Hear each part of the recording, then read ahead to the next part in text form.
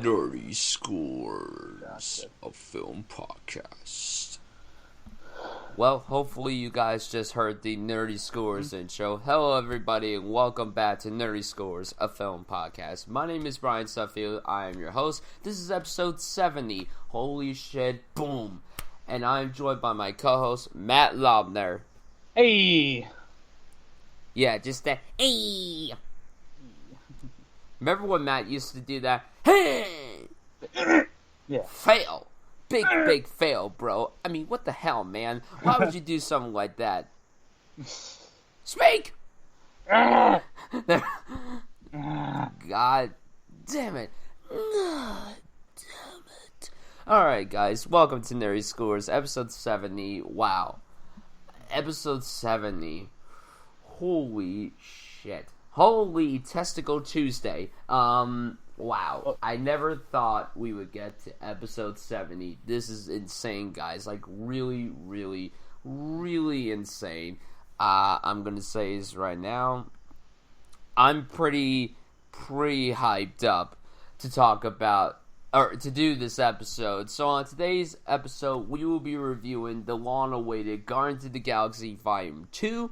We will also be talking about cool news stories, a shit ton of trailers. So yeah, let's just jump right into the episode. Well, before we start, I was going to say I had a good weekend because, we had Guardians, plus I played fucking Persona 5 for like 12 hours on Friday, and it was fun. Of course you played Persona 5 for 12 I'm only hours. 1 month What into else the is game.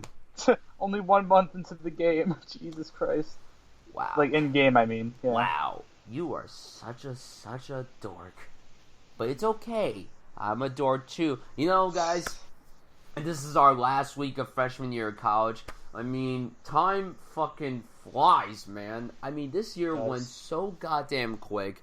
It's insane. It went faster than, like, normal years. It went faster than high school. That's insane. I'm not ready to come home. I know Matt is, because, he misses his best friend. Don't lie to the camera, boy. Yes, I see do. that smirk. So alone, oh. Yeah. All Whereas around me Squid are would be like, familiar alone. faces. All around me are familiar faces. Alright, let's get into the episode. So the first piece of news is that Mr. Jordan Peele, one half of Key and Peele, this year he directed the absolutely incredible Get Out. So it has been announced that his next film will be another social thriller, but the cool thing is, it's a bigger budget. Now, Get Out was shot for $5 million, and this upcoming film, we don't know the plot, we don't know the title, we don't know who's in it. That's okay. We just know that the budget of it is $25 million, and that's a bigger budget than his last project, so that's pretty cool. I liked Get Out a lot, and I like that Jordan Peele is going to continue this trend of making movies basically about socialism and stuff that's relevant to the social media and other today's society. I think I don't care what he's going to do with this. I was very impressed with Get Out, so I'm really excited for his next effort. Matt, go ahead. Man, like, whatever he does next, I'm interested. That's all I gotta say, man. He's great. Like, Get Out was amazing, actually. And I think it's in my top. It's in my top movies definitely of this year, I would say. Like, it's great though. Like, Get Out. Honestly, I don't know, like, how he did it, because it's, like, his first try at it. And, damn, he did a great job. So that's all I have to really say. Like, he did great. So I can't wait for whatever the hell comes out next. Yeah. Speaking of Universal is moving forward with the Gears of War movie with the Avatar writer penned the screenplay. However, this is going to be very different. It's going to be an original story with the similar vibes of the game. Now, here is the thing. This could go either way, just like any video game movie. Could be good, could be bad. All depends on who's in it. Now, I'm going to push aside that the Avatar writer is penning the screenplay. I'm just going to talk about the fact it is cool whenever they do movies based on source material and make it something different with add some elements. However, if you guys saw Assassin's Creed, You know it did not work with that movie because that was pretty much the big issue with that movie, that it didn't feel like Assassin's Creed. And I understand that they were trying to go for something different with that movie, but it didn't work that well, in my personal opinion. So, personally, I don't know how I feel about this. It could be cool, but at the same time, I'm not really that interested in this. Matt, what are your thoughts on this? You mean Assassin's Snore, you mean? You know that movie? Hey, listen. Yeah, pretty much. Assassin's It wasn't Snore. as much of a snore as a snooze as Khan's Snooze Island. I mean, it's kind of like the same thing when like they released new Gears game. I'm kind of like, why the fuck are they still like doing Gears stuff? No offense, I love Gears of War. Don't get me wrong, right? Like, I think Gears of War is like a fantastic game series, but like, I just want to know why they keep going back to it, even though it ended at 3. You know what I mean? Yeah. Because I don't know. I know you never played Gears, right? Nah. I recommend, like, if you ever do, like, one day have like a, because I know you used to have a 360. So if you ever like say played it on 360, I would say, like, play the third one. It's a great game though. But yeah, I it's weird. I don't know why they would make a movie, man. Like, I think it's kind of starting to live. Same like with Halo, it's kind of like outlive its welcome now. Yeah. And yeah, I mean, it's by the guys who did the Assassin's Creed. That's not good. Well, it's not by the people that did Assassin's Creed. It's more so The studio? No. Fox did Assassin's Creed, this is Universal. What I'm saying is, it's probably going to be in the same vein as Assassin's Creed, where it's its own story, different characters, but it's going to have similar vibes of the game. As long as it isn't, like, fucking boring, I'll be fine with it. As long as it doesn't betray, like, what's in the Gears universe. But still, I feel like it's unnecessary, honestly. Yeah, totally understandable. Okay, next up, Ridley Scott, Alien Covenant comes out 1 week from this upcoming Friday. So fucking excited. Ridley Scott was asked about, if any of you guys remember a few years back, Neil Blomkamp said he was going to do an Alien sequel, like with Sigourney Weaver come back as Ripley. Well, that ain't happening, guys. I don't know the specific details as to why it's not happening, but I'll be honest, I wasn't really that interested in this to begin with. Now, Neil Blomkamp has only done 3 features, District 9, Elysium, and Chappie. District 9 was good, Elysium was good, Chappie could go suck my dick. Now, him doing an Alien 5 would have been cool, but at the same time, I wasn't really that interested to begin with. I felt it would have been too weird. I don't think it would have worked. So I think it doesn't help either with how Chappie came out either. And what happened? It doesn't help either that the way Chappie came out. Yes.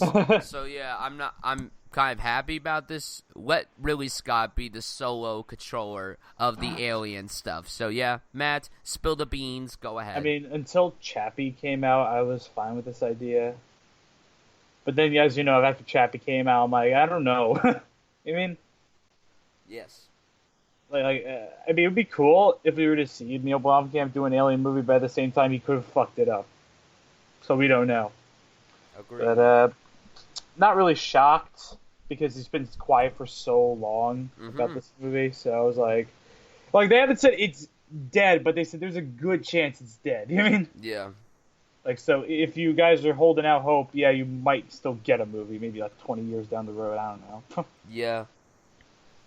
Melissa McCarthy, she has been announced to star in the Happy Time Murders. Now, if Matt doesn't know what this is, I think it will tickle his fancy. So this is an edgy R-rated puppet comedy. It's an edgy R-rated? Oh, all right. Puppet comedy. R-rated puppet comedy. I mean, come on. So apparently what this movie is about, I'm going to load up like the synopsis. It involves like a murder mystery of sorts, and Bryan Henson is directed, and that's, the iconic Jim Henson's kid. So, you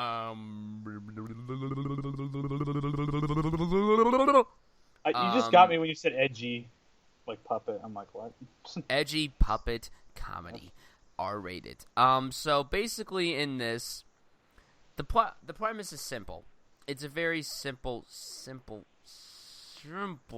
premise. It's a simple. The comedy is set in the Los Angeles underbelly where puppets and humans coexist. Two clashing detectives, one human and one puppet, are forced to work together when the former cast of a classic puppet show called The Happy Time Game starts to get murdered one by one. Oh. This sounds amazing. You know, I know a lot of people give Melissa McCarthy a bad rep, but here's the thing. She is talented. Let's not forget, guys. She is an Oscar nominee. She got nominated for Bridesmaids. Let's not forget about that. And, you know, she is good in a bunch of other things. Now, granted, most of the movies she has done lately aren't the best of movies. And sure, maybe she's playing the same character and everything. But she's really talented, and I think she'll do great in this. I cannot wait to see this. An edgy R-rated puppet comedy? Come on, that sounds incredible. It's like an R-rated version of The Muppets. I think this will be great. I'm excited for this, Matt. I know this tickles your fancy. Tell us why. Because it's an edgy puppet comedy. I've never heard of such thing. With puppets. I know, I never heard of such thing before, so this is interesting. Well, it could be Avenue Q meets, like, Team America. I mean, I personally, you know, I've already told you, Brian, you should watch Team America on, you know, 4th of July if we can. All right, okay, we'll watch it on 4th of July this year. God, sue me.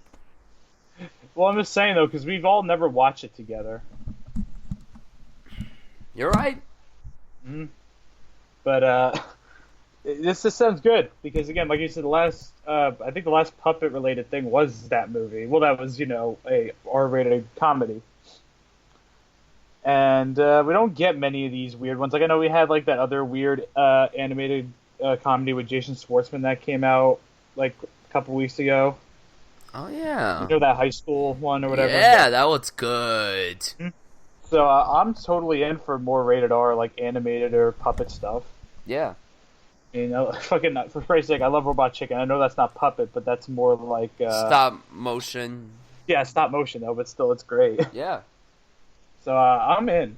I like this type of shit. Awesome. So. Entertainment Weekly released the first look photos of the movie called Murder on the Orient Express. Now, this is a remake of a classic movie, I think from the 40s, if I'm not mistaken. This cast is insane. You have so many fucking talented people here. Matt, if you could, go load up the link that I sent you on the Skype chat. Well, I was going to look at the channel. I was going to look at my phone for that, but all right, I'll go do the... Open up whatever you need to do. Need to remember, there it is. Okay, so the first pick we got is of Kenneth Branagh as Hercule. He is the main character, if I recall. I would believe so. I'm not sure, honestly. He's also directing the movie, so you know, that could be interesting. Oh my God, he's got that mustache. I know. Look at that mustache and that little goatee or whatever that. I love it. He looks Russian. I love it. I like it. Next pick is of Jonathan Depp as Edward Ratchet. He's on a train that says Grand, and nice mustache, by the way. I bet you every guy has a mustache in this movie. I'm calling it right now. He looks cool. Hopefully he's not playing a kooky character. Michelle Pfeiffer as Caroline Hubbard. Oh, yeah.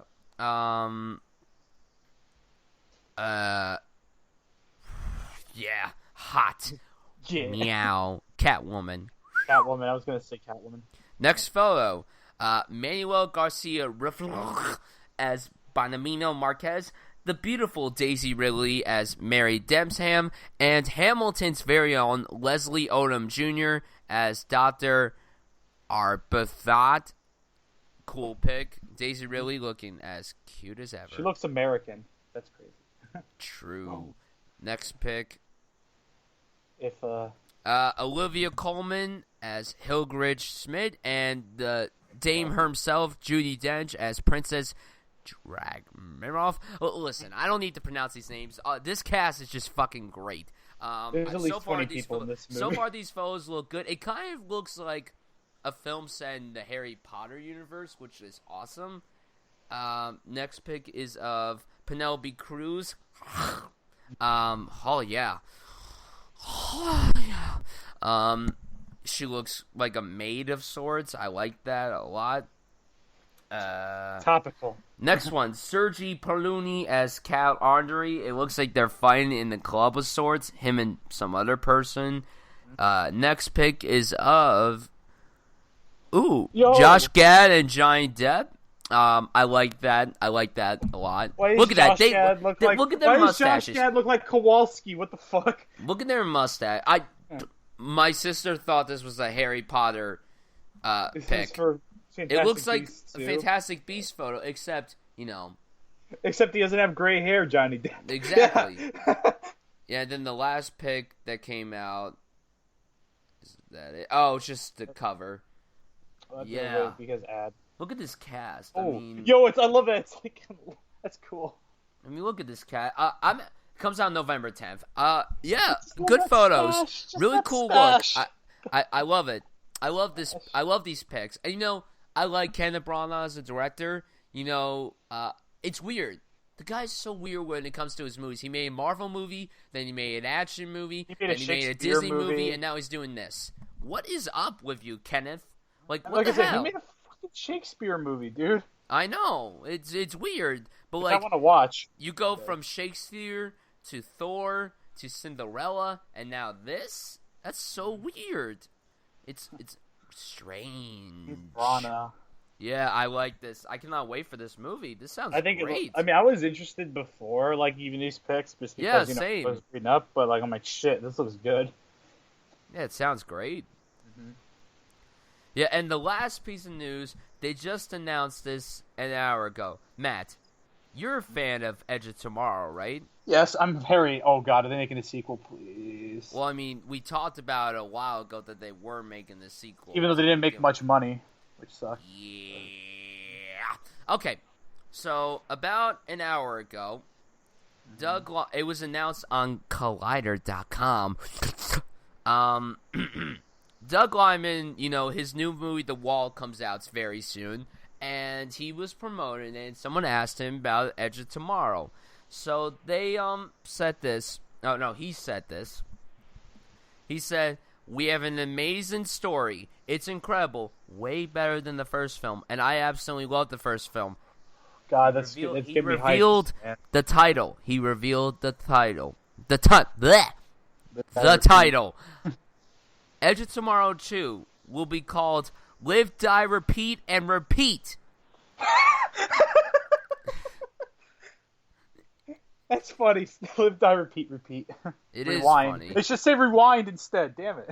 It is funny. It says Tom is excited, Emily's excited. The big question is just when we'll do it. But that's not an if. It's a when. So they're doing it. Nice. Look, I loved Edge of Tomorrow. It was a big surprise for not just me and Matt, but a lot of people around the world.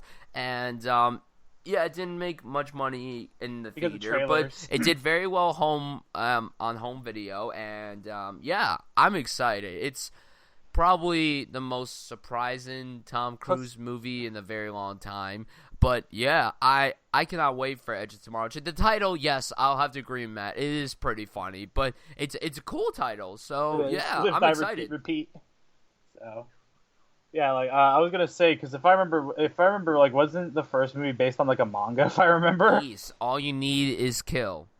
So that's cool. More anime that's turned into live action. See, that's the only good. That's the only one good one I could say that's good. You know what I mean? Is that Edge of Tomorrow? Actually, if you think about it, is a live action adaptation of an anime, even if it's a manga. You know what I mean? True. So technically, Edge of Tomorrow is the best one. If you say so. Alright, that is it with the news. Now let's go on to the trailers.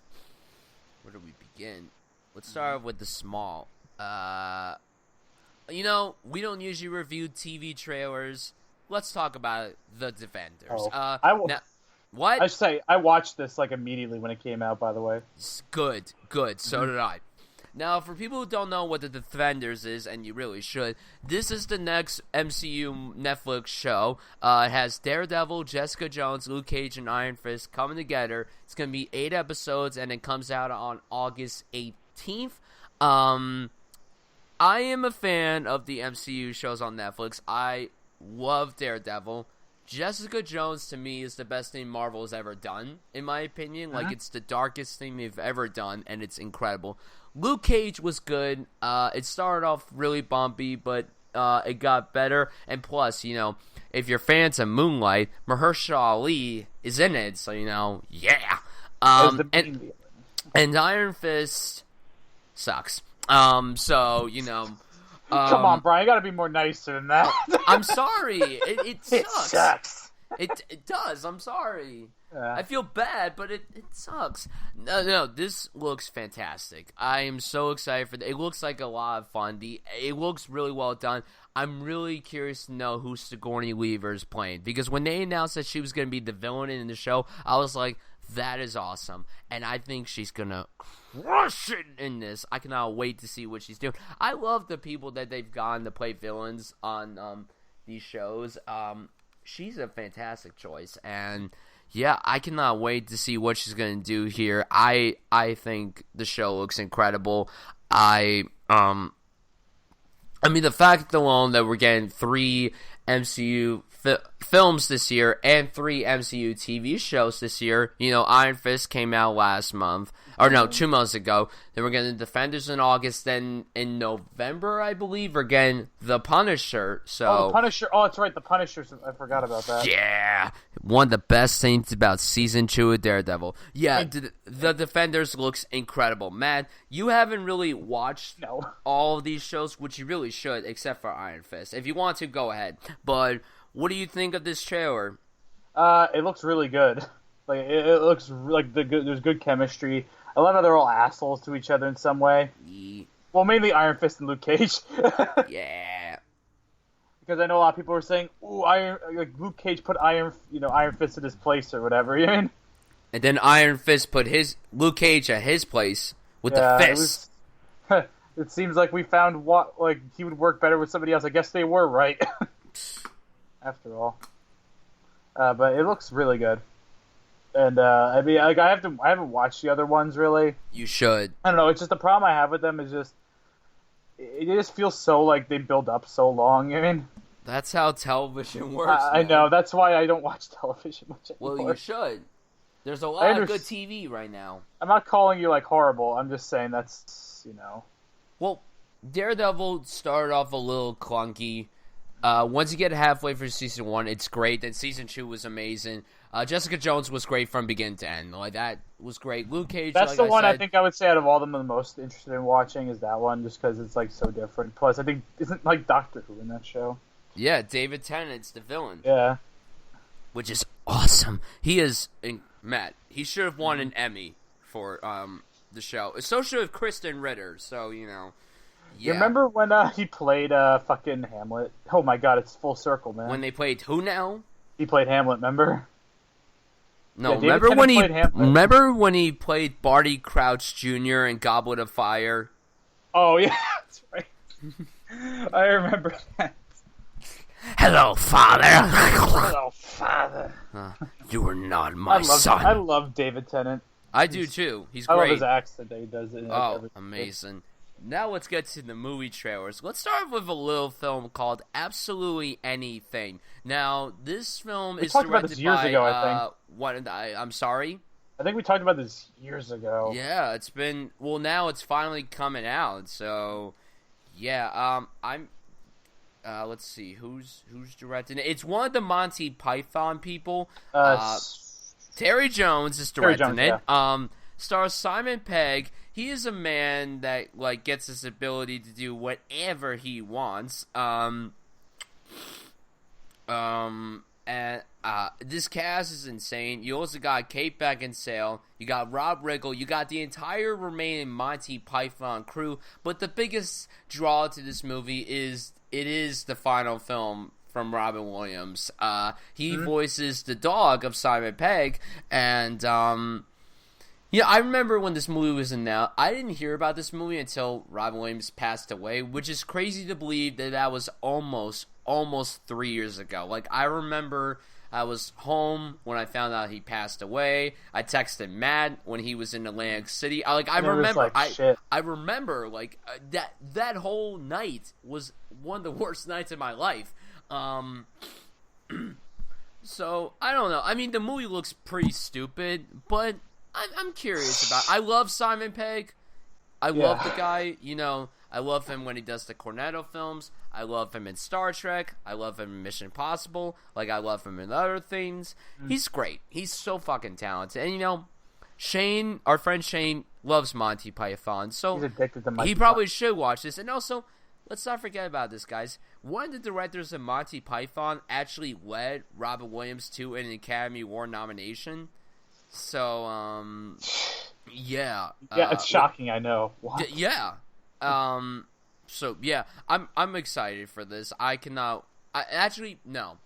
excited to see what Robin Williams does in this film, but in the end, it looks pretty stupid. I mean, it looks entertaining, but I don't know. Matt, how do you feel about this? It looks like, what was that movie with Christoph Waltz? Like, that came out, that was Monty Python, like, a couple years ago. Because you know what I'm talking about, like... It was like something zero. Are you sure it was Christoph Waltz? Yeah, it was Christoph Waltz, I think, and it was like something zero or the Zero Thurnum. No, Theorem. Yes, it was directed by Taron Gilliam. Zero Theorem. Theorem. Fuck you. You said it wrong for a minute. I'm like, what? Ah! Speak. Yeah, the Zero Theorem, and it looks like one of those types of movies because obviously Monty Python, so That it? Yeah, I mean, it's Monty Python. I don't watch Monty Python that much. Shane would kill us for saying that. He would. He's probably listening right now, and he's probably... Oh, please, I doubt it. He's probably driving around my car. Or he's just making out with a picture of his car, that too. Probably. We love you, yeah, Shane. It's whatever. I'm not into this type of comedy, so... Second trailer for the wonderful, the absolutely wonderful It Comes at Night. Oh my god, this film looks great! Oh, I know, like, some people saw it early, too, because I think I watched a Collider review of it, and it was like, oh my god, I can't wait.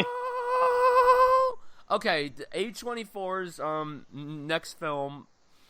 The teaser was incredible. I was hesitant about watching this trailer at first because I was worried they were going to spoil something. I will say the last shot in the trailer I didn't want to see that till the movie, but still, it looks incredible. It looks thrilling. It looks haunting. It looks suspenseful. It looks like it's going to be very unpredictable. I love Joel Edgerton. He's going to be great. Riley Keough, she's going to be great. Everyone's going to be great. It looks incredible. I cannot wait. A24 never lets me down, although me and Matt were kind of disappointed with Free Fire, as we said last week. I mean, it wasn't bad. It just, But, yes, Matt, talk about the second trailer for It Comes at Night. It looks so psychological, and I love how they're not spoiling what the fuck is going on. Except for that last shot with the blood coming out of that person. I wouldn't say that much, though. Well, here's what I mean, because we don't know what this is. We don't know if it's a zombie thing. We don't know if it's, like, it just drives people, like, we don't know if it's like that movie, like, The Crazies, or whatever the hell it was called, where people went nuts. True. Or whatever, from, like, the water, like, we don't, like, I get you. Yeah, so we don't know what the hell's still going on, you know what I mean? Yeah. And, I really like that they're keeping it super vague. So do I. So, I'm really, and plus, Joel Edgerton looks great. Riley Keough, or as everyone in my family calls her, Elvis's granddaughter. She is Elvis's granddaughter. Yes, which she is. So, it's, I know she was in American Honey. I think she was good, right? Because I didn't see it. Still haven't seen it. Oh, me neither? All right. Sadly. Okay, that's right. Chase and Kurt saw it. We haven't. Like, well, Kurt said he hated it because, he doesn't appreciate good filmmaking. Chase hated it. Really the cinema scumbags, though, they loved it. I don't like, but, it looks good. Looks really good. I can't wait for it to come out because it looks so fucking psychological. And psychological is great because there's not a lot of those movies. Yeah. very few that are good. Mm-hmm. Now we get to a trailer that's for a film that's most likely coming out on video on demand, and that is Once Upon a Time in Venice. This stars Bruce Willis, John Goodman, Jason Momoa, and Thomas Middleditch. Okay, so the premise is stupid. So, it's like, well, I was gonna say, I'll tell you after you. Right? So Bruce Willis plays a private detective, and his dog gets stolen. So then he tries to get some jobs in order to get the dog from the gang that's led by Jason Momoa, who apparently plays a drug lord named Spider. What is this, Goodfellas 2? The last time I remember Spider was from fucking Blood Dragon. Last time I remember Spider was from Goodfellas. Oh, actually Elysium, that guy's name was Spider, I just remembered. Who? The fucking dude that helped out Matt Damon, remember the Spider? I think was the guy's name. Yeah, it Wasn't was Spider. that Diego Luna? Yeah, I think it was Diego Luna. Oh, fuck. Wow. So many spiders. You know, what a good movie that is. This movie looks like shit. It looks so stupid. Man. It looks dumb. It looks dumb. That's all I have to say. Matt, go ahead. It was funny because I said a comment on there. It's like, fucking Bruce Willis has got to stop losing shit. I mean, first he loses a baseball card. Now he loses a fucking dog. I mean, people need to stop learning how to stop stealing from him. I mean, yeah. Because I'm literally it looks like fucking Cop Out, but with a dog. Fuck Cop That's Out. what I thought. That's what I thought of this trailer. I was like, this seems so much like Cop Out, the setup. It's like the same thing. Something stupid gets stolen, and then he has to team up with somebody to get it back. You mean? Yeah. It looks bad. I mean, if it's better than Cop Out, I'll be. Well, I mean, all right. At this point, if you're worse than Copland, then you know. No, Cop Out, not Copland. Copland is fucking great. Cop Out could go suck my Don't dick. get people confused, man. I accidentally said Copland. I feel so bad. No. Copland is awesome. Cop Out isn't. Next trailer. Let's do Dunkirk trailer number 2. Mm-hmm. Even though it's the third trailer, but the second official trailer. All right, it's Christopher Nolan. You know Christopher Nolan is the best. I mean, let's look at his filmography. Pretty much everything he's done is great. Memento, Insomnia, The Dark Knight Trilogy, Prestige, Inception, Interstellar. The guy is just one of the best filmmakers. I love how he just shoots everything on film now. Dunkirk looks incredible. I'm still upset that this is PG-13 and not rated R because no one hasn't done an R-rated movie since Insomnia, and that was 15 years ago. But Dunkirk looks incredible. The war sequences look outstanding. The cast looks perfect. I love the look of it. I cannot wait for Dunkirk. There's really not much to say because it's Christopher Nolan, and you know you're gonna get goodness when it comes to Christopher Nolan. Even I didn't love Interstellar, but I still thought it was a very good movie. I just didn't think it was a great movie, but that's saying something. He has yet to make a bad movie. He has a great eye for filmmakers. So yeah, Dunkirk, cannot wait for it. Matt, what did you think? I think it looks great, man. Speak up! Again, it looks great. It's just the problem is, like you said, it just looks so good. But damn, I wish it was rated R. So do I. Because I feel like there's gonna be a lot of horrifying scenes. I can tell by the trailer, it's still gonna be a hard PG-13. Yeah. At least that's a good thing. I'm like, okay, people are getting burned alive and blown up and shit. You know what I mean? Yeah. So I'm like, shit, this looks good. But damn, I wish you did it rated R. That's all I have to say. Hopefully... Plus, Tom Hardy's a fucking Air Force pilot. Yeah. Or British Air Force pilot. Fuck yeah. There's 3 different stories to this. There's the soldiers, then there's the story with Cillian Murphy with Mark Rylance, and then Tom Hardy in the air. So, that's cool. That's really cool. Great. Hopefully it doesn't overstep its boundaries, and try to do too much. I don't think it's Christopher Nolan. I don't think Christopher Nolan's done stuff like this before, so I don't think it has. I don't think it will be anything like that. I think it's gonna do very, very well. I wish, I just want Tom Hardy to go up to someone in this movie and be like, well, maybe you should have raised a man instead of some girly little bitch. Yeah, he says that to a German, right? He's like, maybe you should have raised instead of some girly little bitch. Or fucking, I can't say it. Just you know what I'm trying to say. Yes. Non damn. Okay. Next trailer. This came out of nowhere. I saw the trailer for this, and I'm just like, wow, this looks incredible. And that's The Big Sick. Now, this is a new indie romantic dramedy that comes from, oh god, I can't pronounce his name. The guy that plays... What? I can say it. Kumail Nanjiani. Yes, thank you. He is best known for playing Dinesh on Silicon Valley. He co-wrote this with, I believe, his wife. I believe it's his wife. It is his wife, Emily Gordon. It's directed by Michael Showalter. For people who don't know, he is, very famous in the comedy world. He is best known for playing Coop. Wet Hot American Summer. Yeah, Wet Hot American Summer. He co-wrote that with David Wayne, and he just did the series a while back. He's directed a few movies. He was a part of a comedy trio called Stella. Stella. Yes. The guy's talented as fuck. Like Wet Hot American Summer. He also directed They Came Together. Hello, My Name is Doris. Stella Shorts. The Baxter. So, yeah, this looks great. So what happens is, it's, so,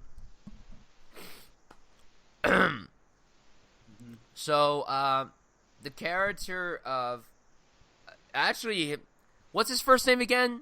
You mean Kumail? Yeah, Kumail. Apparently it's based on the real courtship he's of him playing and his himself, wife. Yeah, so basically what happens is his family is unhappy with relationship with Emily, who's an American white girl, who is played in this movie by Zoe Kazan. And what happens is she gets infected with this mysterious illness, so now he must take charge of the crisis alongside her parents, who are played by Holly Hunter and Ray Romano. Ray, yeah, I was going to say, as soon as I saw Ray Romano, I'm like, oh, shit. This movie really does look fantastic. Judd Apatow produced it. It looks wonderful. It looks incredible. It comes out late in June. I love the heart of this. I love the drama of this. I heard it was one of the best films that came out of Sundance, and it really looks incredible. I cannot wait for that. I've always been a fan of independent comedies. Last night, I went to the Montclair Film Festival, and I saw this film, Band-Aid, which was fantastic! Just like the simple name of that makes it sound so interesting. It's incredible. It's absolutely wonderful. Zoe Lister-Jones, you're an icon. For a woman who starred in the movie, wrote it, directed it, and wrote songs for the movie, that's saying something. She wrote songs. Awesome. Oh my god! She was like quadruple threat, ladies and gentlemen. Dude, so she was composer, fucking. Well, not composer. It's like a Sing Street. So she wrote songs for the movie and she performed them. When the trailer comes out, which there hasn't been one yet, which is good. I cannot wait to see it to make sure that whoever edited the trailer didn't spoil the entire movie. So yeah, off topic, but back to the Big Sick. It looks incredible. Matt, do you echo my statements? If so, I think it looks incredible because I remember Kumail Nanjiani from Attack of the Show, way back during the G4 days. Well, I never knew him until Silicon Valley. So... I knew him way before that though, I didn't. But I just didn't follow him much. And then I saw him in Mike and Dave. Oh shit, it's Kumail Nanjiani. Oh god, I forgot he was in that. He was funny though in that part though. That part was so fucked up. It was great, though. That part was so fucked up. It was fucked up, but it was great. It's It's one of the funniest parts of that movie. If you say so. But, when I saw this, I'm like, oh, shit. And I like that Judd Apatow's finding, comedians to write movies. Mm-hmm. I like it because, after how Trainwreck, the success of it. Yeah. Now he's starting to do that more, which I'm like, yeah, that's good. You need to keep doing that. Yeah. Because this movie looks really good, especially I'm in because it's Ray Romano as well, so I'm like, yeah, shit, I haven't seen him in forever. Well, if you're like me Aside and watch Parenthood, he was just on Parenthood, but that was 2 years ago, so yeah. Is that it? Yeah, well that's it. It looks really good, and I'm really interested. Okay, and the final trailer. I'll be honest. Part of me forgot this movie was even coming out because we We hadn't just seen talked any about it like marketed. 2 weeks before, though. I know, but there's so much coming out. Damn it! I'm sorry if I burst anyone's ears. If you Fucking ear rape warning. if you want to sue any of us, please email us at matthewlaubner@gmail.com. Wait, Thank whoa, you. fuck you. Thank you. Good night. The first trailer finally has come out for Stephen King's The Dark Tower. The Black Tower. Oh, wait, what? Wrong movie. What did you say, boy? I said The Black Tower. Oh, wait, wrong Racist. movie. You racist man. Okay, The Dark... I can't speak. The Dark Tower. I don't know much about this story to begin with, so watching this trailer, I'm going to say this right now. It looks insane. Looks really good. This trailer alone was pretty good. I love Idris Elba. He's pretty much good in everything. Last year was a pretty good year for him. He was in Zootopia, which was great. The Jungle Book, which was great. Finding Dory, which was great. Star Trek Beyond, which was good. He was great in it. The character, not so much. That's a different story. But this looks really good. And Matthew McConaughey, he's playing the villain, the Man in Black. It looks really cool. I like the Western vibe of it while also having modern day to it, like sci-fi, fantasy, Western. I love it so much. I love the tone of this story, this movie. I know a lot of people who have read the book are complaining that this isn't like an adaptation of the first book. It's like an adaptation of like the whole series as a whole. Or it currently takes place after The Dark Tower 7, The Dark Tower. So The Dark Tower 7, The Dark Tower. That's what it's called. What a name, right? Yeah, I know. What a great name. It looks cool. I cannot wait for this movie. I really hope it's good. I do. I really do too, because it looks like I'm really interested. Because if it is good, and if it's good, we get 2 strong Stephen King adaptations this year. Mm-hmm. And besides, and they're completely different movies too. Yeah. Because here's the thing, the only thing I knew about Dark Tower, then it's Western, is that like you said, it's basically fucking what the hell is it? Yeah, like you said, it's his first one he's ever done. His first book, if I recall. I believe it's one of his first. And it was really interesting, and it was huge when it came out. Mm-hmm. And now I'm into it because I like how the movie looks. Honestly, I like how it's this desolate planet, and then there's also society thrown in there as well, like New York. Yeah. So I like how they're mixing that. I know some people are like, just keep it in the desolate area, but it's it's cool. I think it looks cool. I think Matthew McConaughey. I mean, we didn't get to see a lot of him in this trailer. I hope that he's good. I hope he's not over the top. Well, I know. I just hope he's not all right. I don't want him to be McConaughey. I mean, I don't think he will be. I certainly hope he isn't. I hope he's dark. That's what I'm trying to say. Yeah. Love it. No pun intended. No pun intended. Yeah. But I think it looks really good. The movie. All right. I have really no big issues with the. But listen, if this movie's bad, we know that Idris Elba is going to be incredible. Oh yeah. Yeah, we know that, and the kid, the relationship, I'm really interested to see. Yeah, the kid looks good. He looks good. So yeah, that is it with the trailers. Now let's go to the Blu-ray releases. Matt didn't see any of these. I only saw one of them. All right, Reigns, skip. Gold. Reigns, skip. Gold. Didn't see it. I wanted to see it, but I didn't get to. And I hear it's just okay or whatever. I'll watch it when it comes to Netflix or something.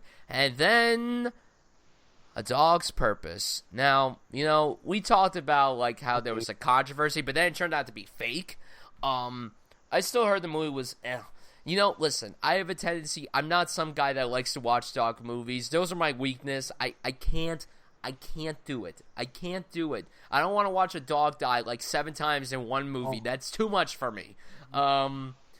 So I to be honest, I really don't have any interest in watching this movie to begin with. So yeah.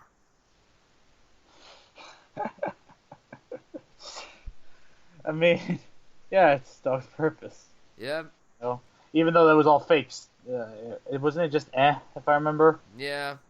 Whatever. I mean, I never cared for any of them. I know, like I was forced to watch Max one time. It wasn't bad, Max, but it was, it was just okay. You know, that movie came out like a couple years ago with Thomas Hayden Church. I remember. I like Thomas Hayden Church in it, yeah. Still, though, it was like, So, whatever. Yep. So that's it with that. Now, ladies and gentlemen, it is time to get hooked on the feeling again as me and Matt review Guardians of the Galaxy Volume 2. Now, before we get into this, we should review the mixtape first. Damn it. All right, fine. Spoiler. The mixtape is great. Yep. All right. Now, there will be no spoilers in this review. I originally wanted to do a spoiler review, but to be quite honest, there's not too much to talk about. Yes, there is. For people who nerd out about comic books, there is. Yes, I would say. The thing is, when it comes to the movie, the only spoilers to really talk about are like the last 45 minutes of the movie, and the 5 fucking after credit scenes. Did only you sit through all of them? Only 2 of them are. I mean, I want to tell you this right now. I don't know if you caught this, Brian, but remember, in that one part of the credits of the movie? I don't know if you caught that. Did you see a certain familiar face in the credits when they were dancing? I did. You did see it, okay? Because I thought I wasn't the only one. I thought, I'm like, thank God someone else saw that. did. Because I was like, I saw, I'm like, wait, is that who I think that is? Yeah, we're not going to say who it is. They're teasing a certain movie already. Holy shit! Yeah. So, Guardians of the Galaxy Volume 2. The first one is my favorite MCU movie. I loved it so much. It was such a big surprise for most of us because before the movie came out, not a lot of people knew who the Guardians of the Galaxy were. I certainly didn't know who they were until the movie was announced. Then I saw the trailers and I'm like, oh, they're saying cool. Then I saw the movie and I was like, oh, that was really fucking good. I was excited for the sequel. Like I said, I love the first one, and usually Marvel is good with their sequels. For the most part, they're good. So I was pretty excited. Those are my expectations. Matt, give your expectations. But first, if you want to talk about your thoughts on the first film, and then give your expectations towards this one. Okay, so when I saw the trailer for the first movie, I was like, wow, this actually looks interesting. Because it was at this time it was extremely risky what they were doing because they were still in phase 2 and 1/4 in. 2. Yeah, 2 and 1/4 in, I would say. At this time. No, this was the second to last movie of phase 2. I don't remember, then it honestly. was Age of Ultron. Oh yeah, because I forget that Age of Ultron. I always forget about that movie, and you probably know why. So it's could have been so much better. Great. No, it wasn't bad, but it could have been so much better. Of course. Well, I was talking with someone the other day. It wasn't Joss Whedon's fault. Marvel apparently rushed him with it, so that's why he doesn't like Age of Ultron. I think that's why maybe they're between Phase 3 right now and Phase 2. They're taking them slower. I think. You think that's why? You think? Yeah, that makes sense now that they would be doing this now because now it's taking forever to get to Part 3. You know what I mean? Yeah. So that's good on them at least because they're building more. But at the same time, I feel like they're put in more movies. It was really good. Guardians. I think debatably my favorite one out of all the MCU movies, just because of how different it was. Yeah, but I keep on saying this. It's not in terms of filmmaking, it's not the best. No. Civil War, I think, is the best. Yeah. But just for being a movie, it's definitely the most enjoyable. Yes. Absolutely. But actually, I would debate to say that Winter Soldier is better than Civil War. I like Civil War. I love Winter Soldier a lot. Well, I think I love Winter Soldier because it kind of I didn't expect it to be that good. You know what I mean? No one did. Yeah. So, but I love Guardians. It was personally one of my favorites. Mm-hmm. So I was extremely hyped because I'm I love all the characters. I mean, I'm on to the areas where I'm gonna start buying body pillows of them or some shit. But they were great. I mean, I have a poster of the first movie. He does. Mm-hmm. And when I saw the trailer for this, I'm like, oh, yes. This looks good. We're going to get to see Star-Lord's father! You know? Yeah, and you know, the new additions to the movie. Yeah, plus like the new additions as well were pretty funny. Drax looked fucking, as funny as he always is. Mm-hmm. 'Cause I love Batista. Yeah. Especially after saw him in Riddick, before I saw Guardians. I was like, I like Batista's a good actor. I was like, shit. Because I used to watch him in WWE. I know. Yeah. And I was like, let's go, man. This looks good. Yep. And I saw it like Thursday night. So, Matt, what did you think of Guardians of the Galaxy Volume 2? I thought it's not better than the first movie, but I think it's great still. Oh, my God. I agree with you, I thought it was very good. It was a lot of fun. Wasn't as good as the first.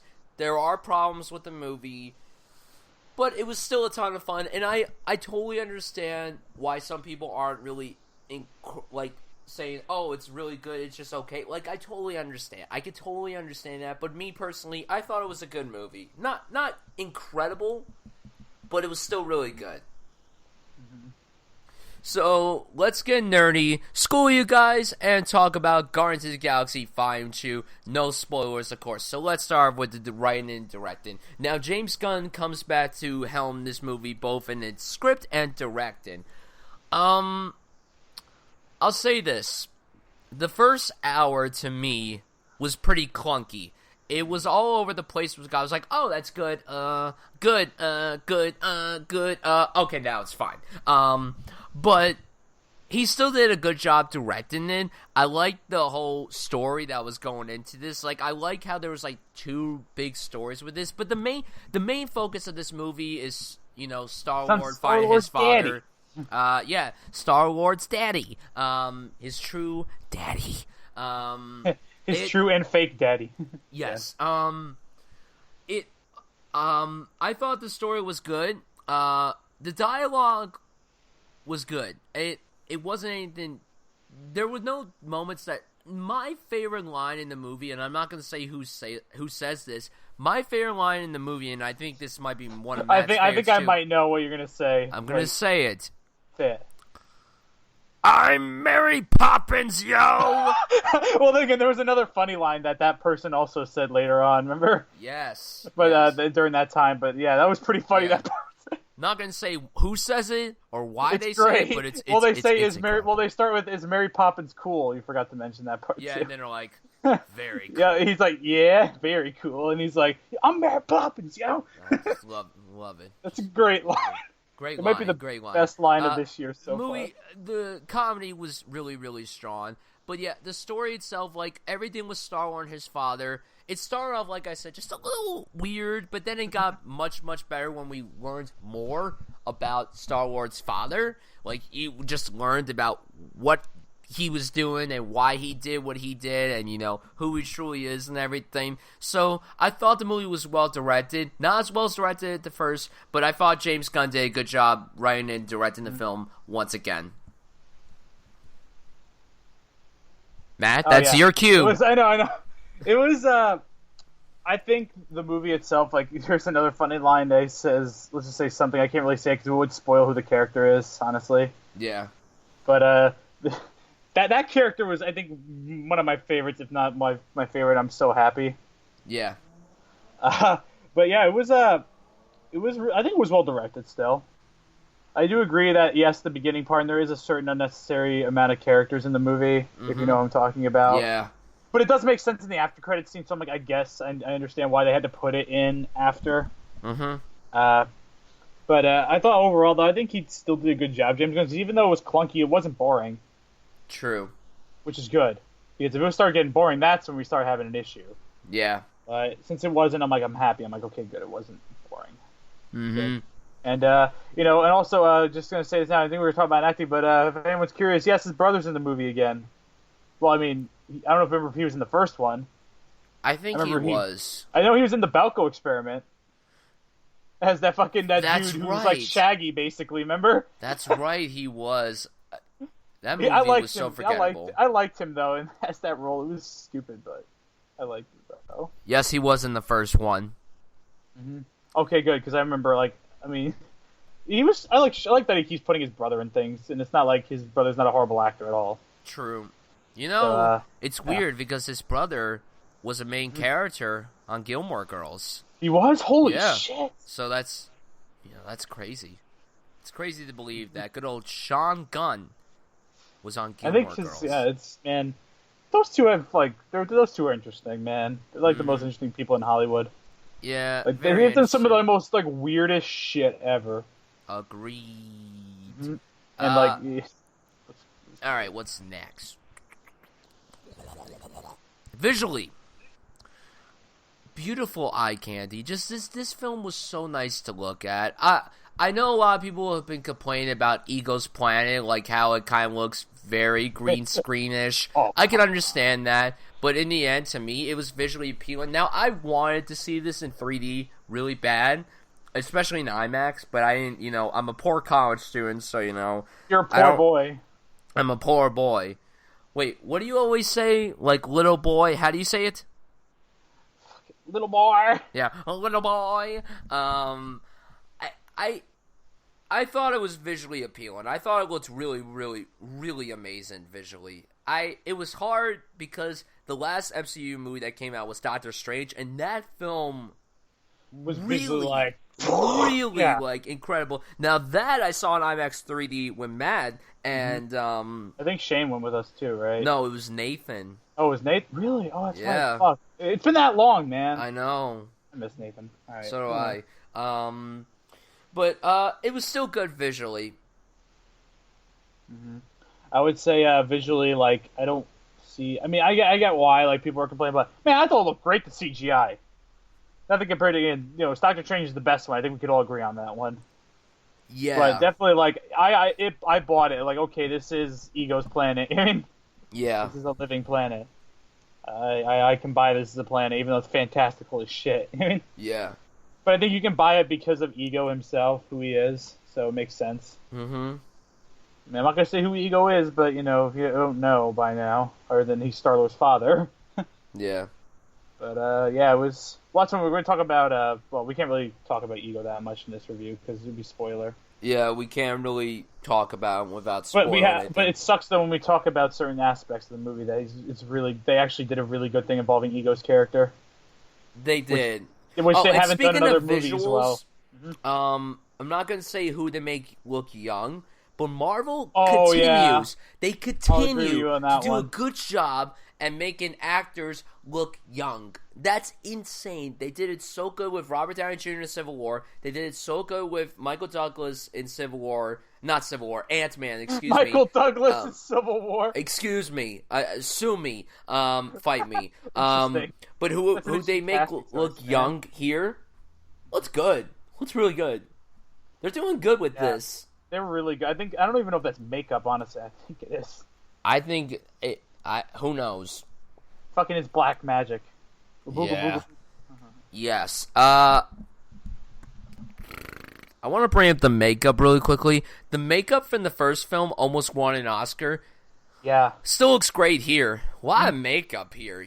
That's the thing gold with people. This. All I gotta say is the gold people. Well, not just them.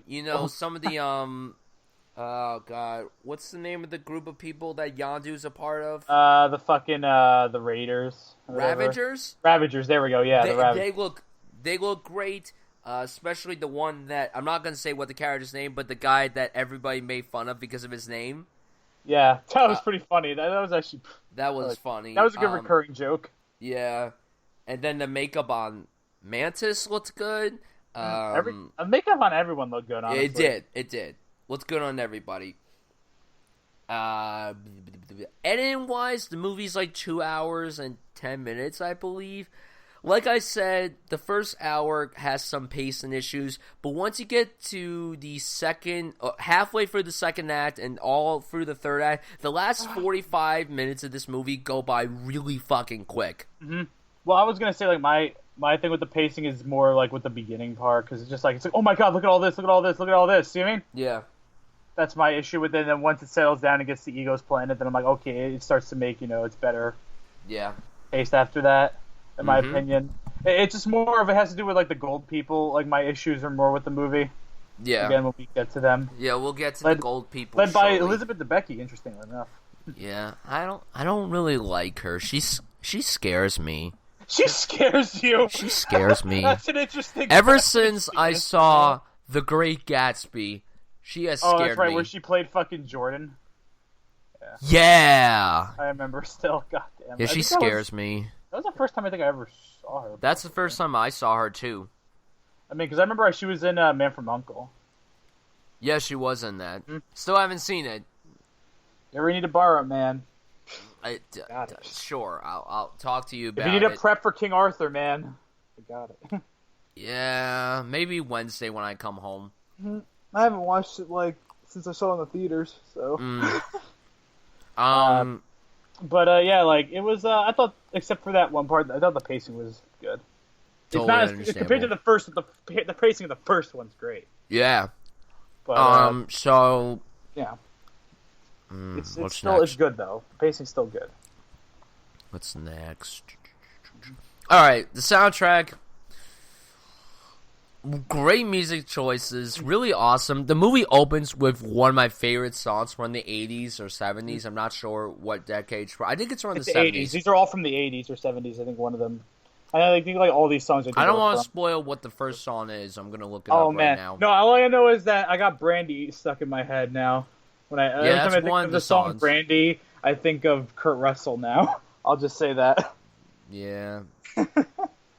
And how creepy he was in that part. Yes. 1972. Brandy came Yeah, it's the out. 70s, so it's all 70s music. All right. I want to say, all right, some of them are from the 80s. Because I know, all the really from the first one was more the 60s.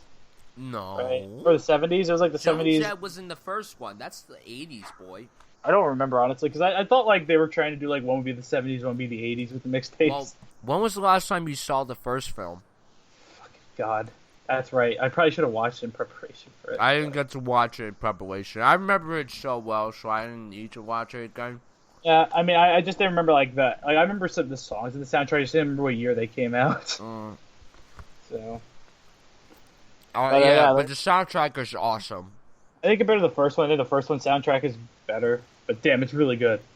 Yeah, totally. Because they had some of my favorite songs in the first one. So I'm yeah, it was good. It was good, though, the soundtrack. There's no problems with the soundtrack at all.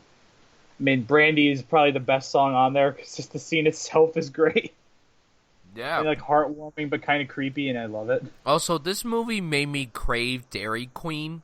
Oh, God. That's right, Dairy Queen. Similar to how Power Rangers made me crave Krispy Kreme, this movie made me crave Dairy Queen. That's funny. The first fucking Krispy Kreme, now Dairy Queen. I know. What's next? What's next? What's next? Whipped cream? Oh God.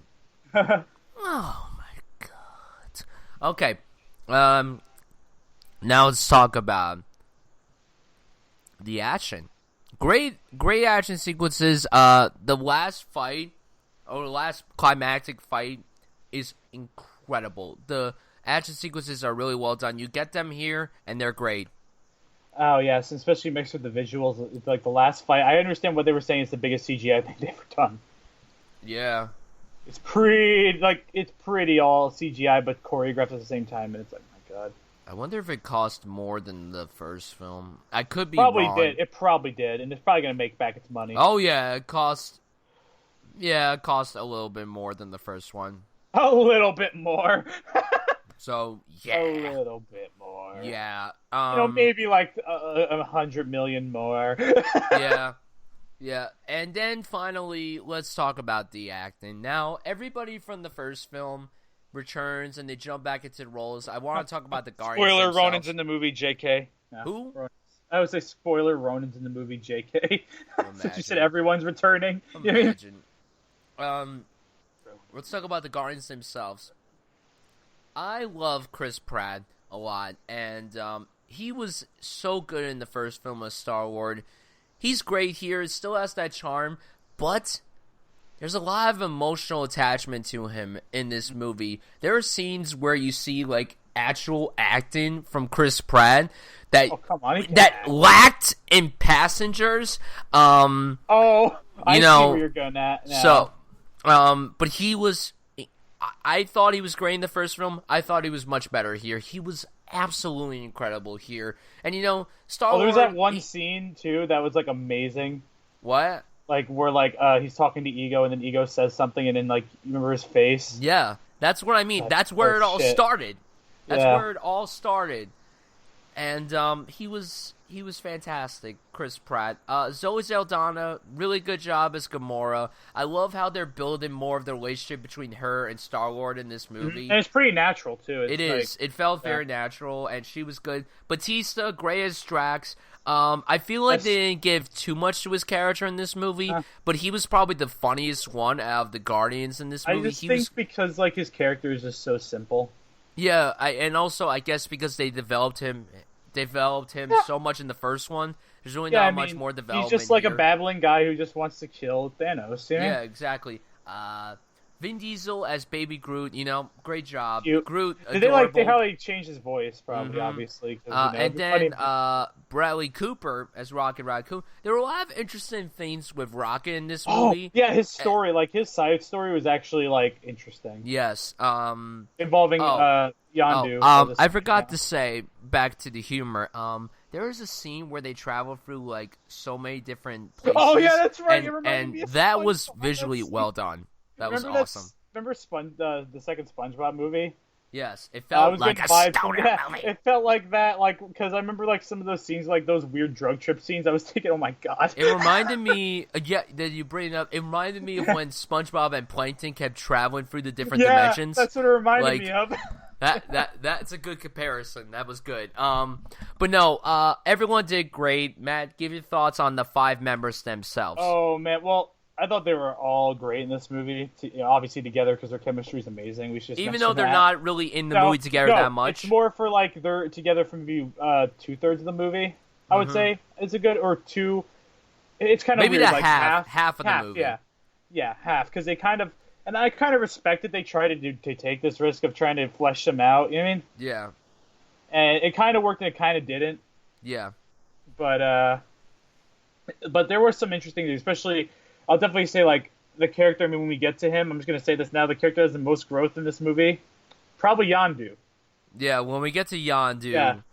Yondu is, I'm happy. I'm just happy. So am I. All right, so talk about like, start with Chris Pratt, of course. Chris Pratt was great as usual. I mean, I think Chris Pratt, is Star-Lord. He is.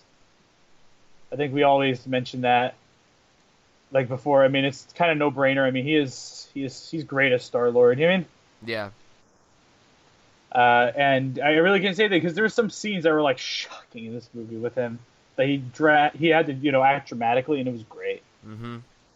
And it was like, again, I'm not going to say what happens, but man, it was. It's heartbreaking. It was heartbreaking and like holy shit. I mean, yeah. And let's see, Gamora. Oh, there's always something I should say.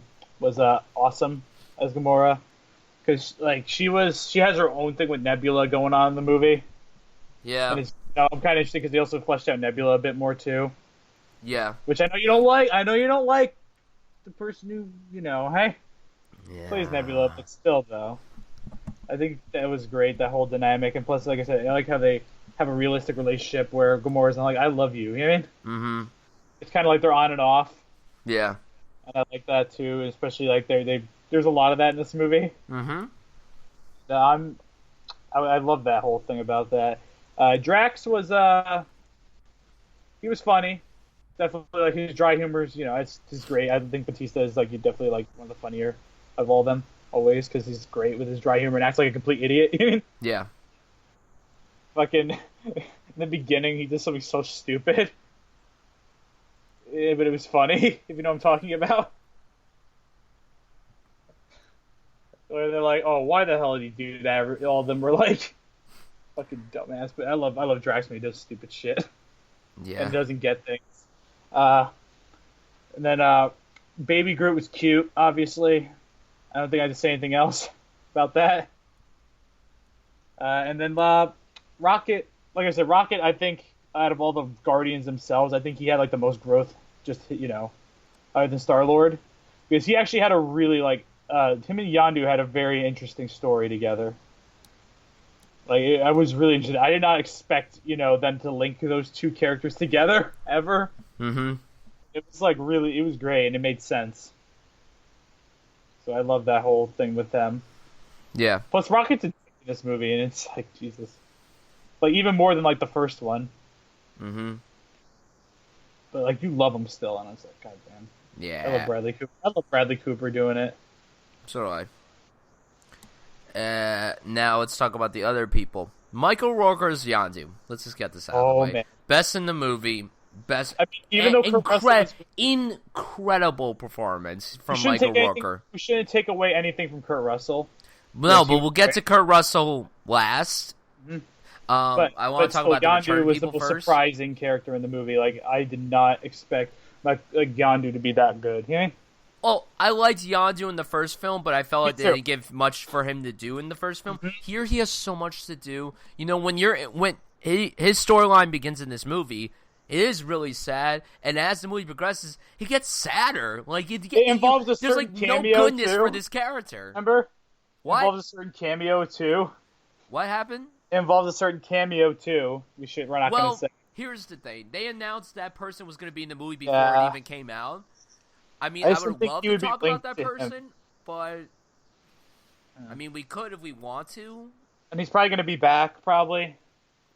That's what I hope. We'll talk about him maybe later. Right. But no, Michael Rooker was incredible. Yondu, you know, he questions himself throughout this movie, and it's really sad. And you know, by the end of the movie, not gonna spoil anything, but you know, you're just like, this guy deep down has always been a good guy. Even his corrupt mind, he's always been a good guy. Michael Rooker was incredible. Matt, come on, you gotta echo me on this. I loved Yondu in this movie. Like I said, I knew Yondu was going to be in. I'm like, okay, they're going to give him some time, but I did not expect them to take him the way they did with this movie. Agreed. Like it was like I thought, oh, it's just Yondu's going to come back, he's be part of the Guardians. You're going to all hang out, you know, and do shit, eh? Yeah. But no, it was more than that. It was great, and now that's why I call him Fake Dad. You mean? Yeah. I call him Fake Dad now because it was like his performance again. Kurt Russell, I love him, but damn though, Yondu is the one that surprised me the most. Yeah. Mm-hmm. And it was amazing. Like it was like scenes where like it was super emotional. There was parts where it was super funny. Like, and you always thought like, oh, he's just a badass with like a whistle pen. You know what I mean? Yeah. But no, like they make him super vulnerable in some parts too. Yeah. And it's like, damn, like it was great. And plus, you know, the Rocket stuff, and then plus the stuff with Star-Lord. Mm-hmm. Like he was pretty quintessential in both of those storylines, and it was amazing. Yeah. I loved it. All right, let's get the bad out of the way. Karen Gillan as Nebula. Look, Nebula, the character, there's a lot more to her in this movie, just like Matt said. And, you know, I liked the way it was handled, but my God! Karen Gillan was so over the top in this character. And I don't know if that's what she's supposed to do. If so, that's great. Me personally, I've never really been fond of Nebula as a character, and I don't know why. Maybe I'm just so cynical. I don't know. Maybe I am a cynical fuck. I mean, I think maybe yeah. my true ginger is showing. Maybe the no soul part Maybe is actually coming out. My true like inner like ginger juice coming out. Yeah, exactly. But I liked the whole relationship between her and Gamora in this movie. I liked that a lot. It just, I don't know. The performance was to me. I don't know. She didn't bother me. It was like the same thing I had with the first movie with her. It's like she didn't stand out, but I was like, all right, you know, I can tolerate her being, you know, that wacky and shit. Like she does some good things. Don't get me wrong. Like some things of her character, especially because remember she's supposed to be like an android, I think now. At this point, or cyborg. I'm not even sure anymore. Don't even know. Yeah, but like you know, there's like, it's good though. Like there's some good scenes between her and Gamora, in my opinion. Yeah. Like that are actually pretty like heartbreaking. Like holy shit, you know what I mean? Uh-huh. I mean, we do know now she's probably gonna, let's say, have a bigger role maybe in the other MCU films. Yeah. Yes. Which you may hate or like depending on who you are. Mm. But she was, in my opinion, she was good. I thought she was good, but wasn't great. And it was, you know, she sold it. I bought her as a crazy, fucking murderous sister. Mm-hmm. All right, let's talk about the gold people. Gold people. I did not care about these gold people at all. Until the after credits scene. You know, listen, Elizabeth Debicki, she did good as the character that she played, but these gold people, I felt, had no relevance to the story, and like Matt said, you care about them when the after credits scene happens, but Like, during the movie, I just really didn't give a damn about them personally. And you know how I'm sounding so serious, because really, these gold people, I don't care about. It's funny because I still remember their name. I remember they're fucking called the Sovereign. God damn. Why do I still remember that? God damn it. I mean, don't get me wrong. Like I said, Elizabeth Becky was great as, you know, the High Priestess lady or whatever. Yeah. But, like, I don't know. It felt like they weren't needed. You know what I mean? Yeah, and again, it made more sense the to me on point. why they were needing this movie. It is literally, I'll be honest, it's only for one fucking reason, really. And if for people, I don't want to say it because for big people, comic book fans are going to, like, gush about it. You know what I mean? Yeah. Because honestly, this, what I kind of know about what I've gathered from, like, you know, after seeing the movie, I'm like, oh, so this person that they kind of are involved with is actually, like, a huge game changer in Infinity War. You know what I mean? Yeah. So I'm like, oh shit, so this is actually kind of, you know, serious. But other than that, though, I'm like, gold people wasn't necessary. And it's kind of what made the movie jumbled, in my opinion, was the gold people. Yeah. I feel like without them, other than for that one thing, honestly, it would have been better. Yeah. Like, it would have actually not had the issues that I had with that involved them, because it just came out of nowhere. Like, it's literally like, oh, they'll be doing something, and out of the blue, gold people show up. Yeah. It's like, all right, you know, they just show up for no reason. Yeah. Sean Gunn did really good in the movie. I'm going to say that right now. He was really good. He was like the last. I'll just say he's the last loyal guy to Yondu. That's all I'm going to say. Yeah. Mantis, I liked her. I thought she was good. I liked her a lot. At first, I was really annoyed with her because she's now, what is this? But I liked her back and forth with Drax. I liked her character. I felt her transition towards the end was a little rushed, but I liked her a lot. I enjoyed watching her. I thought she was really good. I mean, it was funny. I find it funny her thing with Drax, because Drax tried to push her away. Yeah. It was funny, and she's like, no. Yes. Like, she was. I liked her. Like, I don't know. I liked her, and I'm happy that, you know, I'm gonna say she'll be around more. Mm-hmm. And I'm like, yes, good. Okay, so should we talk about that cameo? What do you think? I mean, I really want to talk about, like, I want to talk about the cameo, but I also want to talk about Ego, because there's so many interesting things. Okay, we'll do a separate spoil review we'll do a spoiler podcast after this. I want to talk about that. Right? Stay around, ladies and gentlemen. Okay, because honestly, it's really good what they do with him. All right, so we'll tease this cameo for now. I'll just say it's small. I wish there was more of this character, because they announced that this actor was going to be in the film like a few months beforehand, like in September, I think they announced that he was going to be in it. So yeah, it's one of my heroes, and yeah. It starts. He played a guy with an R in his name. Yeah, no, he played two characters with an R in their name. Yeah, and they're both from the 80s. Yeah. So yeah, and now let's talk about Kurt Russell. Kurt Russell is such a likable actor that nearly everything he does, he's so awesome to watch. When they cast him as Ego / Star Lord's father / something, whatever he is. I said that is really great casting, because honestly, I never thought of this, and I should have. When I saw the first Guardians of the Galaxy, Chris Pratt's charm had some mannerisms of Kurt Russell's charm, and it's a good thing. Like, you could see that in this movie. Like, the charm from Kurt Russell is bounced onto Chris Pratt, which is awesome. Kurt Russell was fantastic in the movie. I wish they wrote his character a little better, but he was still incredible. I loved him so much in this movie. Great choice on Marvel's behalf. You know, Kurt Russell, he's been in so many awesome movies. I still think he was snubbed of an Oscar nomination for The Hateful Eight. But he actually, no. It wasn't his performance. Honestly, the everyone mustache, in that movie deserved an Oscar nomination. That facial hair, the facial hair he had for The Hateful Eight is like the best thing I've ever seen in my life. It's like and a then he mountain clean man beard, shaves man. it for, you know, Fast and Furious, which is crazy. But no, Kurt Russell, great job as Eagle. Eagle.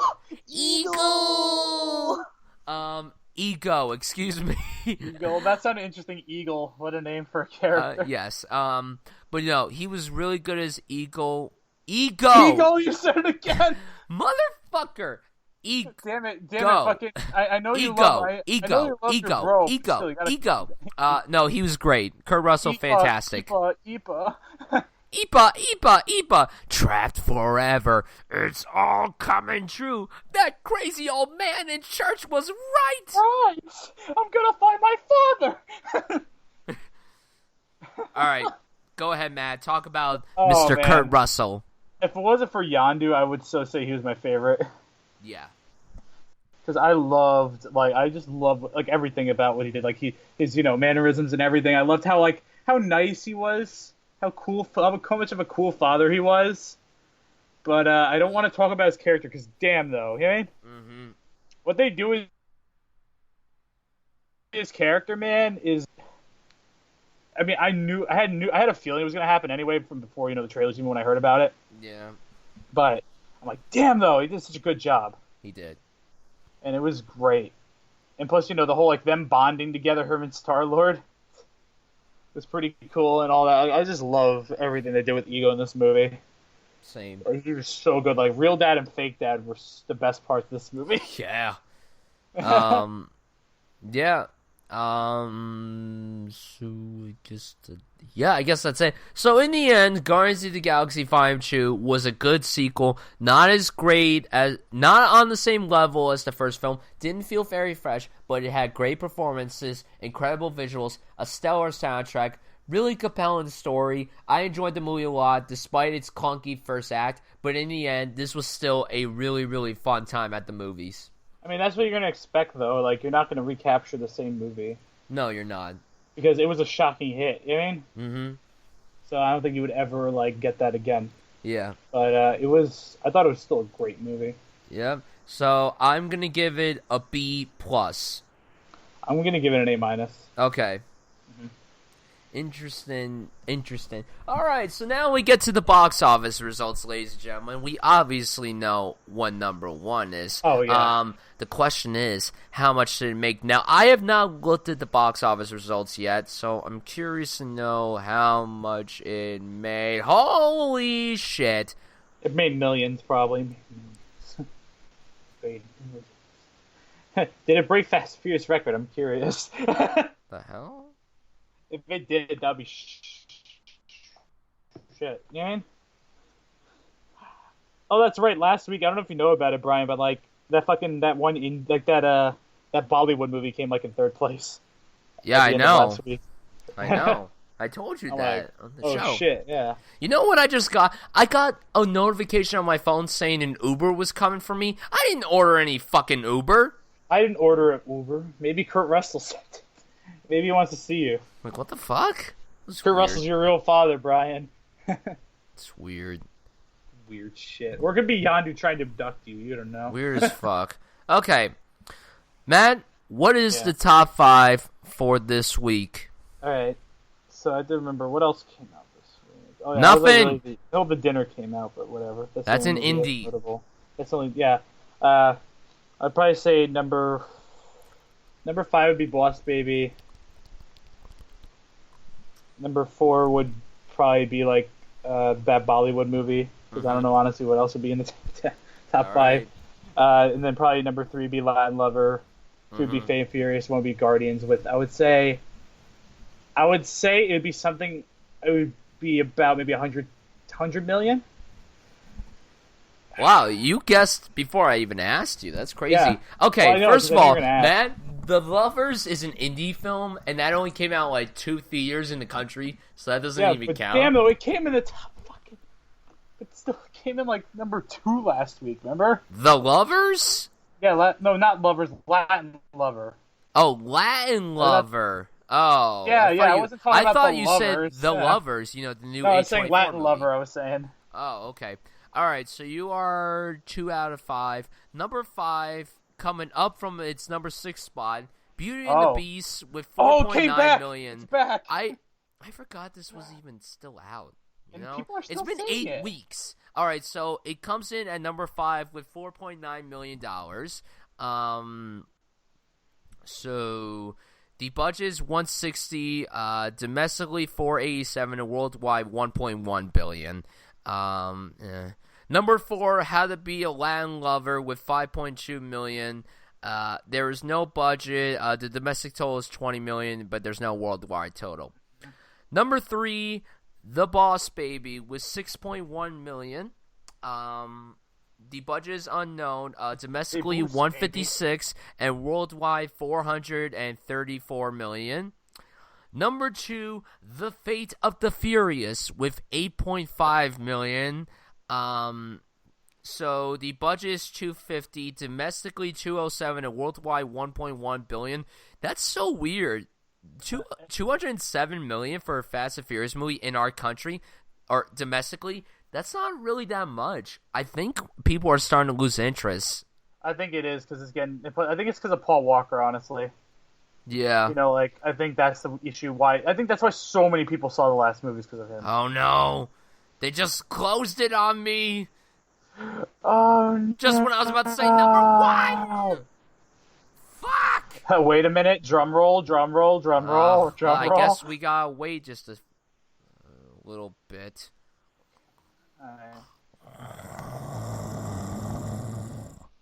Yo, it's the Beast. The Beast.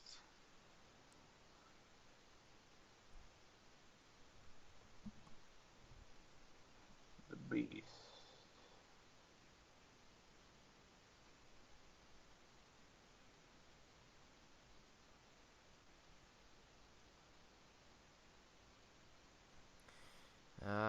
Come on, Box Office Mojo, you shithead. Box Office Mojo. Damn it, Box Office Mojo.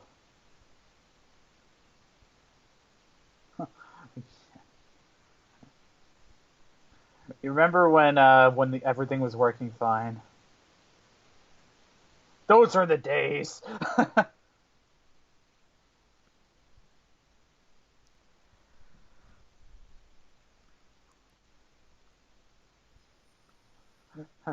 Let's shell out the wall. Directed by Doug Liman. Oh, God. Alright, I guess, hold on. Let's see if I can find it somewhere else. What if I had to go on IMDb, possibly? I'll go on some other site, I guess. Actually, doesn't IMDb not post it till Monday, if I remember? Correct. Yeah. Shit. Okay. You found anything, Sonny? Oh, did you hear? You know that meme, fucking "you're winning, son"? You ever heard of that meme, like "you're winning, son"? And it's just like the kids, just like there's so many different ones where kids are just like hanging or something, or you know, shit.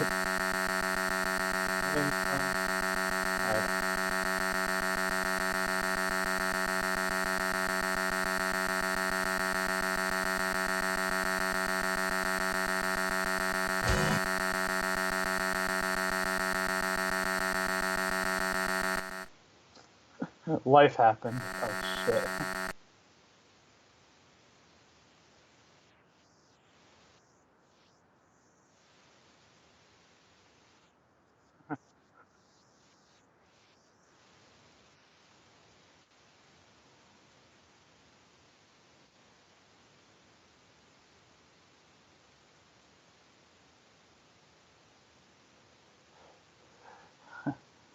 Eat a Snickers. Eat a Snickers. You get hungry sometimes.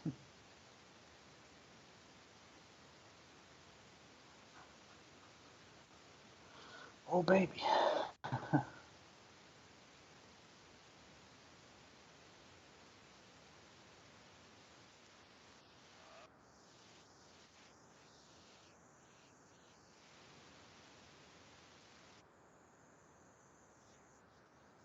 Oh god. Yeah. Oh my god, Bryan.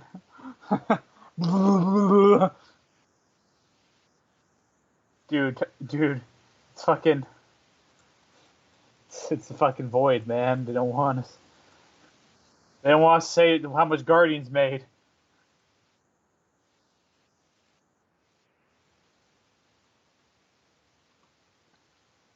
They want people to be shocked when they fucking look it up.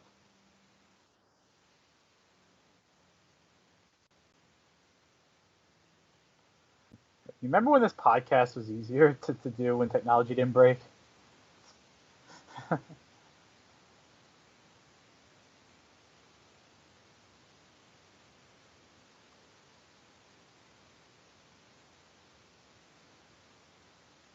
the fuck? You buy cottage cheese? Yeah. I was like, what the fuck?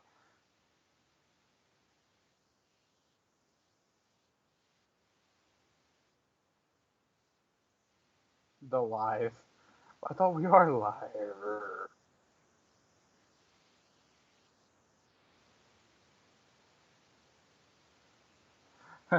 What is the fucking box office? Ugh.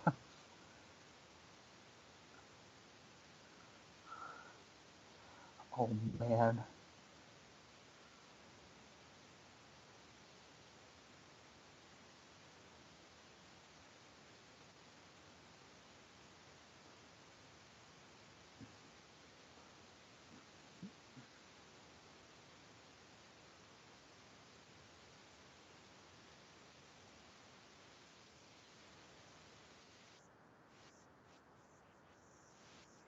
Hmm?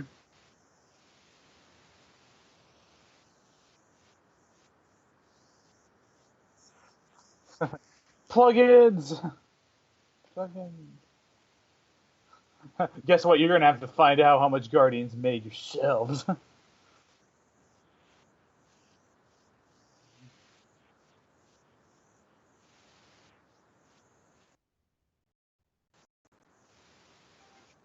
Hmm. All right. Yeah, if we died, fucking. Bye bye. Please don't kill me.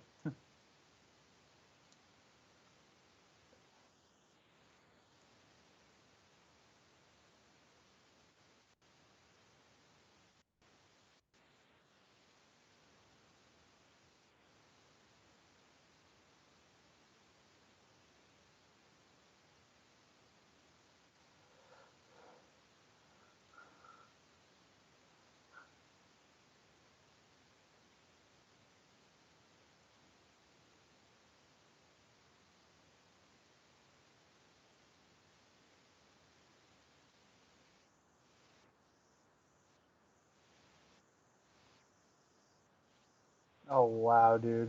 Rip. Fucked up.